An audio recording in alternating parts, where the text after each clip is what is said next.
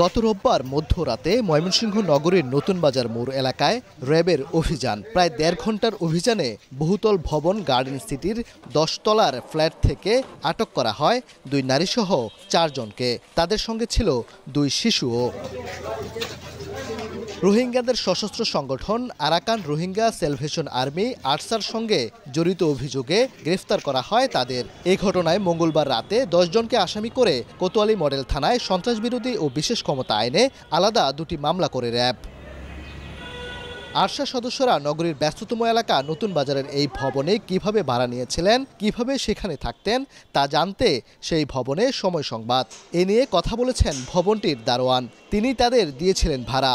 জানালেন, ভাড়ার নোটিশ দেখে ৪ মাস আগে ২ ব্যক্তি বাসাটি ভাড়া নিতে চান। তারা নিজেদের বাড়ির ঈশ্বরগঞ্জের তারুন্দিয়া ইউনিয়নে বলে পরিচয় দেন।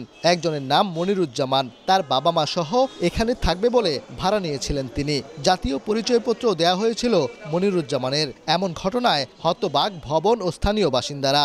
আমরা তাদের বাসা কোনোদিন যাইও নাই, যেহেতু মহিলা পর্দা করে কোনো প্রয়োজন।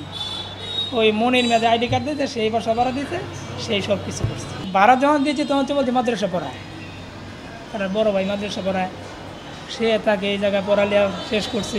চলাফেরার পথে বা লিফটে ওঠানামার পথে আমার সাথে অনেক সময় আর কি দেখা সাক্ষাৎ হয়েছে বা সালাম আদান প্রদান হয়েছে, কিন্তু কখনো আর কি ওনাকে আরসা প্রদান যে ওনাকে দেখে কখনো আর কি বুঝি নাই যে উনি আরসার প্রধান। জানার পর তো অবাক হয়েছি, আমি তো দেখি নাই, তার নামতে কখনো দেখি নাই, উঠতেও দেখি নাই।